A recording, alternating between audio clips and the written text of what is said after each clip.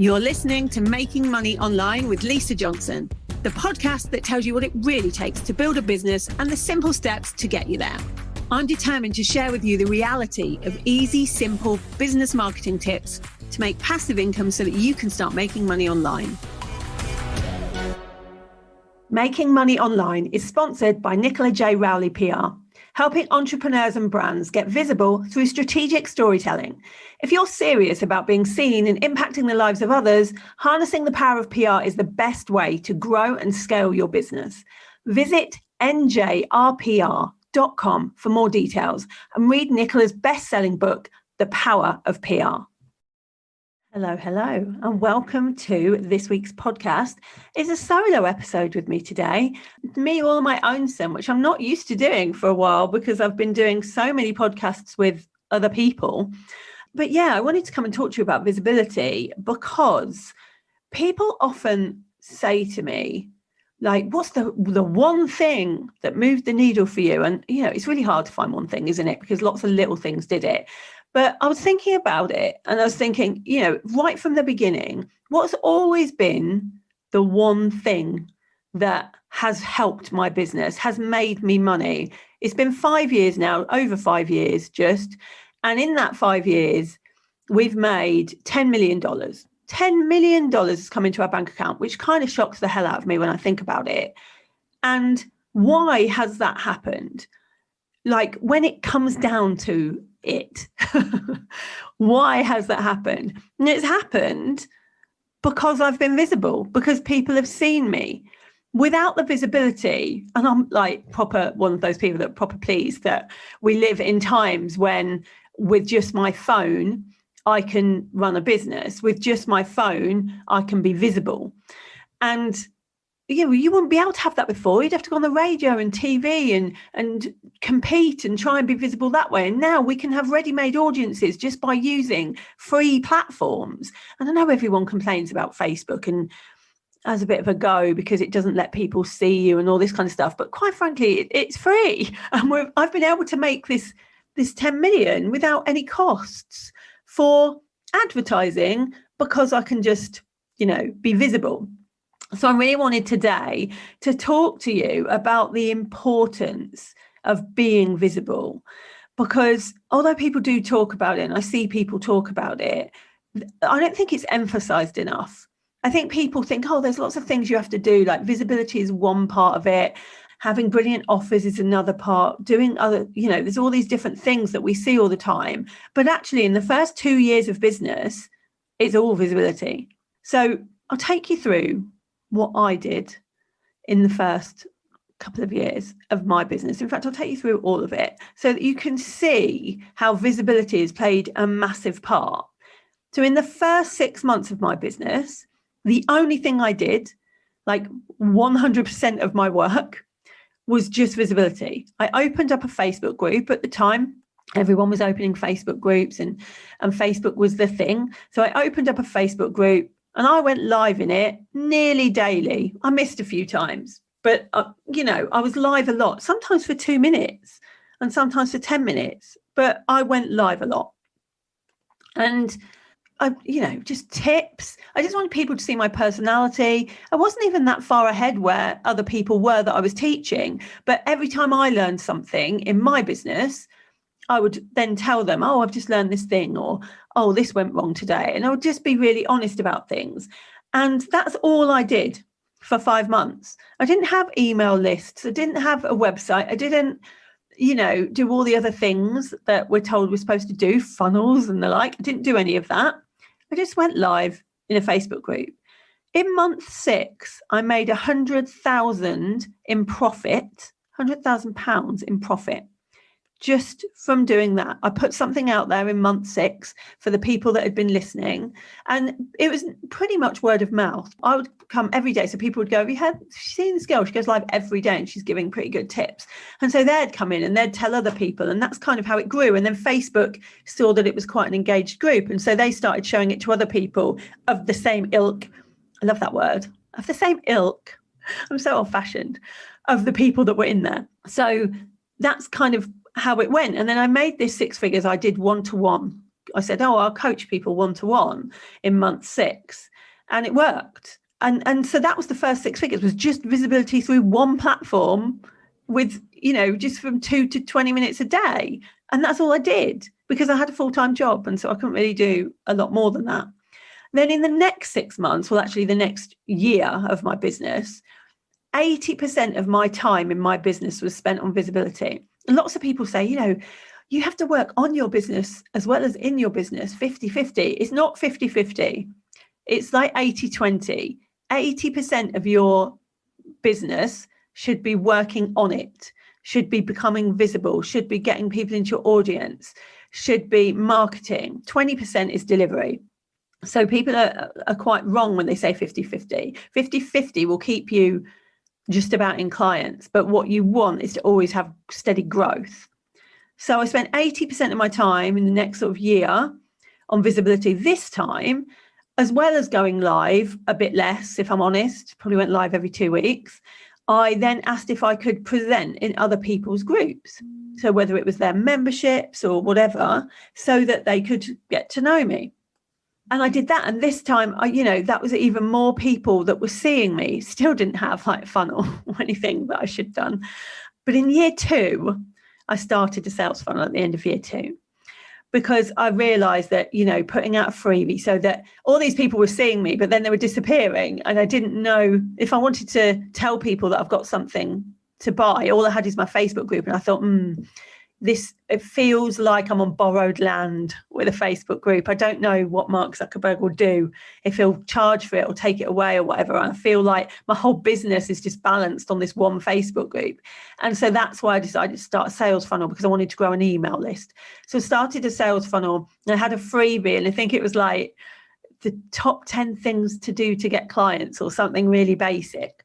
And I put that freebie out there, and people would sign up for it. And then their email that they put in would go into my email list. And so that I could email them once a week as well. So as well as people going into my Facebook group and seeing me there, I was now emailing every single week. And it was only like 2 or 3 paragraphs. I wasn't doing the big storytelling emails that I do now. I would just tell them what I'd been up to, really. But I was visible that way. The sales funnel helped me be visible. And I also in year 2 started to pitch to the media to get visible that way, mainly because I wanted credibility. I was so new that I couldn't say like as seen in the Telegraph or anything like that. So I started to pitch, and that was scary because, it's scary to pitch to the media when you've only just started, in your second year of business. I didn't know whether people would laugh at me or say, well, you don't have a story or any of that. And so I got my story straight. I worked with Nicola on getting my story straight, like knowing what I was going to talk about. And at that time, I was talking about how I'd been 30 grand in debt, and 2 years later, I was a 6-figure business owner. And that story, went well. People were like, how did you do it? And so I was telling people about being visible and doing Facebook groups and that kind of thing. And so I managed to get quite a few really good things. Well, I got Forbes, which is like, people work towards Forbes for a long period of time. And it was one of my first publications. My actual first publication was Psychology's magazine.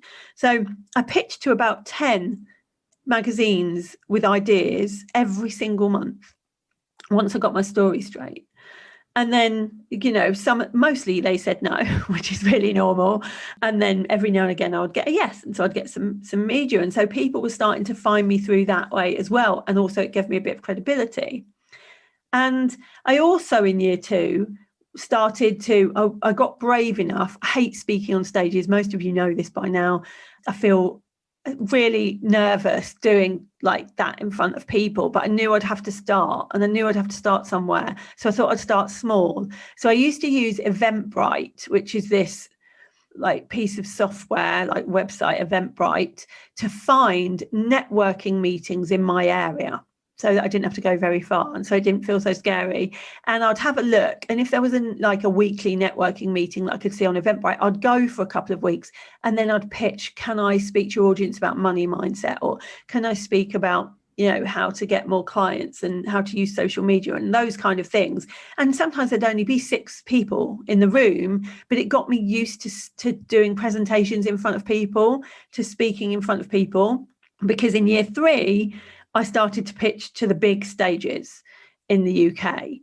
And I got some of them. I did Fire Up, I did Magic Maker in year 3, I did quite a few of the bigger stages.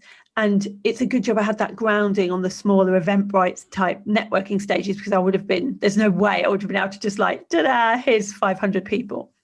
So it got me kind of used to it. And it meant I got to practice my presentations as well, because I had like 2 that I used to use. So I started to pitch to bigger stages. I started to pitch to TV. So I've got a few TV type talking head slots where they just ask for your opinion as an entrepreneur. And I started to pitch to podcasts. Now, podcasts have been one of the most successful ways I've become visible. On my Facebook group, when people come into my Facebook group, there's a question. And on that question, it says, where did you find out about me? And 90% of the time, it says you were on someone's podcast.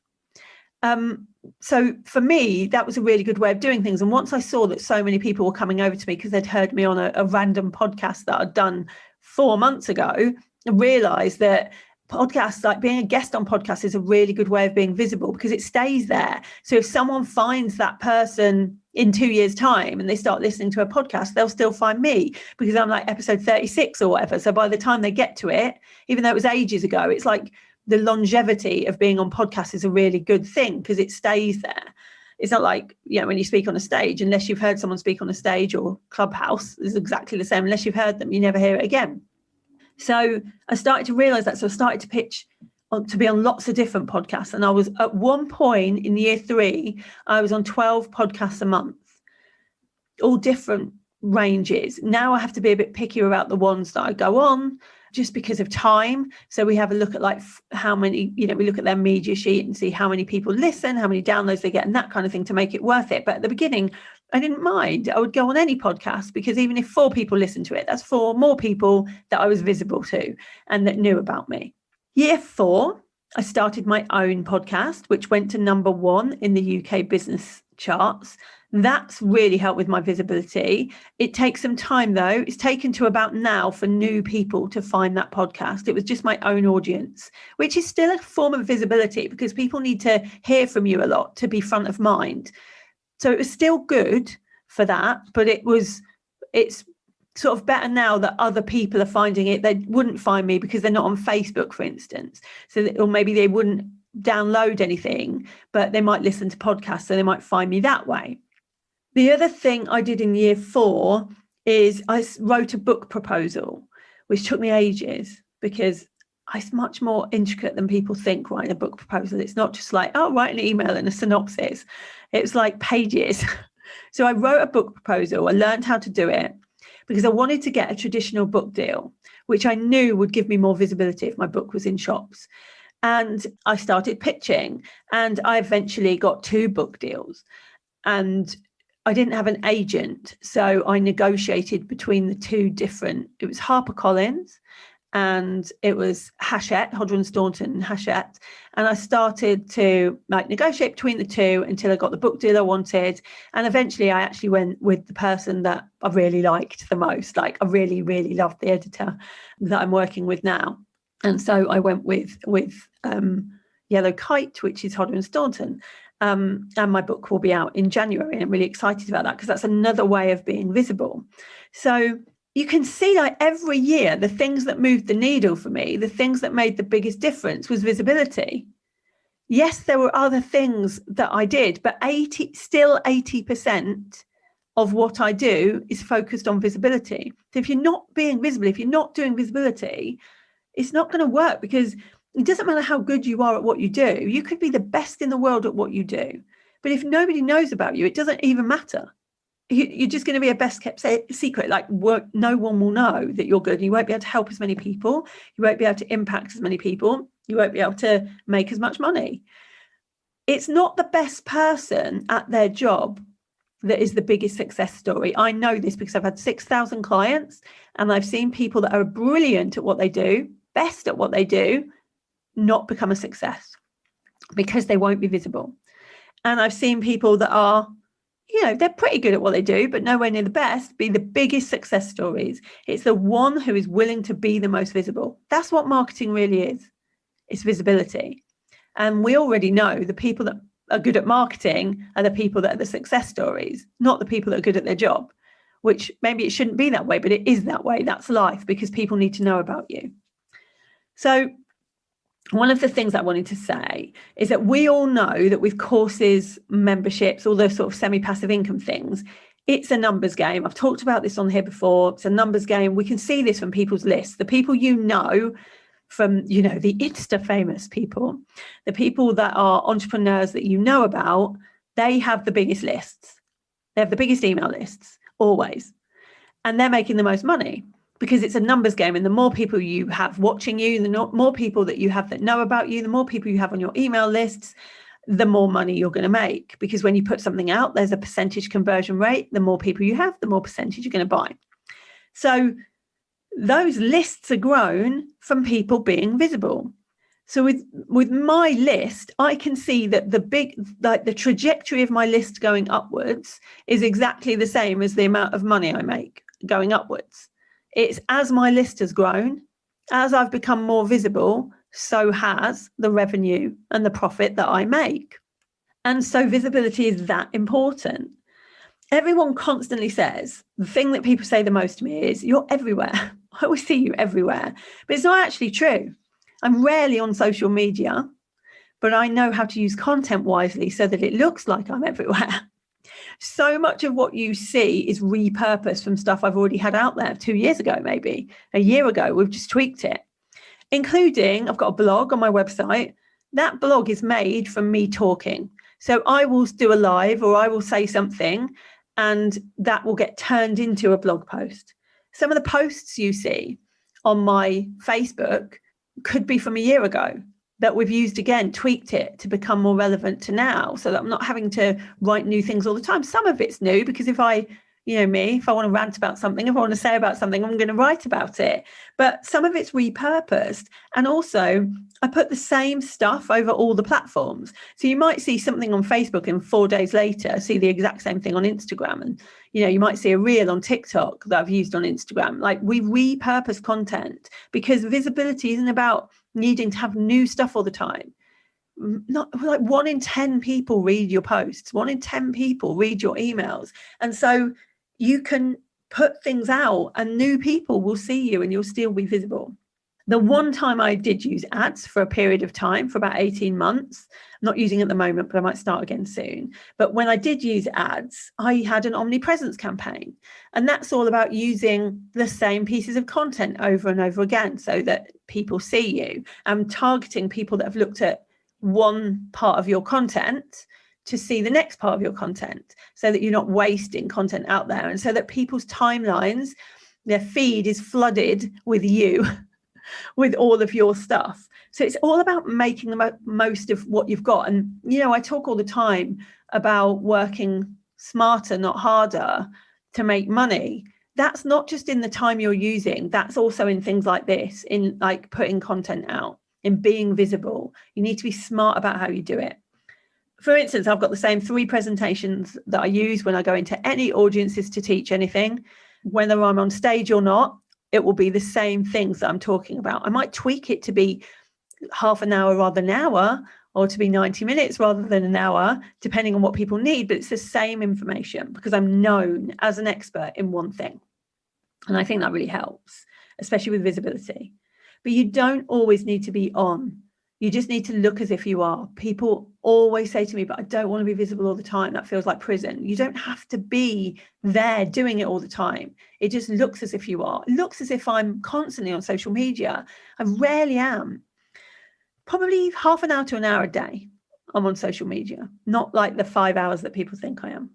The biggest hurdle I see at the start of business for people that want to be visible but are scared to is either imposter syndrome. They call it imposter syndrome. I actually believe in imposter syndrome.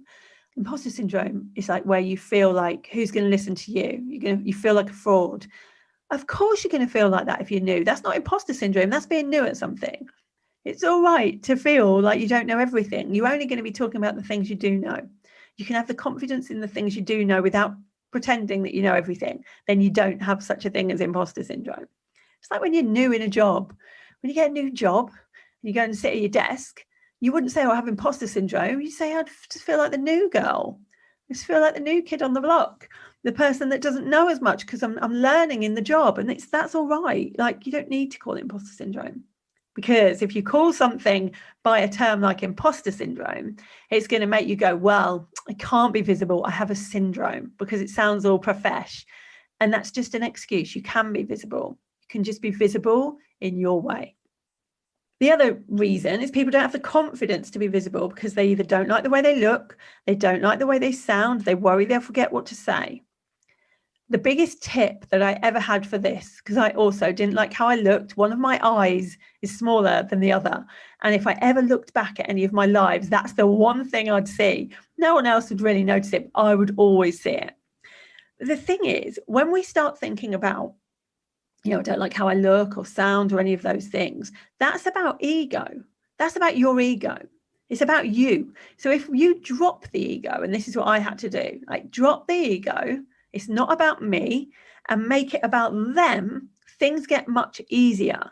Because if it's about them, they need the information. They need to get to know you. You can help them. They need the impact. If it's about you, you want to look good. You want to sound good. You might forget the words. None of those things matter when it's about serving others. Do they care that you sound different to how you think? No. Do they care one of your eyes is smaller than the other? No. Like, they don't care about that. They need the information. And actually, they will resonate with you more because you're not perfect. Because nobody feels like everyone's perfect. So they'll resonate with you more. And so visibility is important, and we can give ourselves all the excuses. But if we want a successful business, we need to be visible. And I really believe in a multi-layered visibility strategy, just like everything. I'm a strategist. I'm always going to talk about how you need a strategy for everything. And for my visibility, I have a multi-layered visibility strategy. And tonight, lots of people have asked me about it. So tonight I am going to teach a masterclass on how to have a multi-layered visibility strategy so that you can become more visible and make more money. And you can be seen everywhere, because that's what it's about. So that is going to be at 8 p.m. UK time this evening. If you want to join that, it's completely free, but you need to today, because it's tonight, go to lisajohnson.com/be-everywhere. And then you can come onto that masterclass, and I will tell you more about how to be visible, because it's so, so important. Like, I definitely wouldn't have made $10 million if I hadn't been visible. People know who I am because I put myself out there. Everyone needs to put themselves out there, but in a strategic way, not just in a haphazard, I'll do everything way. So I'll talk to you a bit more about that tonight. But I hope you've enjoyed this. I hope it's helped you in some way. And I hope you have a good day today, whatever it is that you're doing. Thank you for listening to Making Money Online with Lisa Johnson. If you'd like to get hold of my guide to launching, go to lisajohnson.com/launch and let's get you making money online.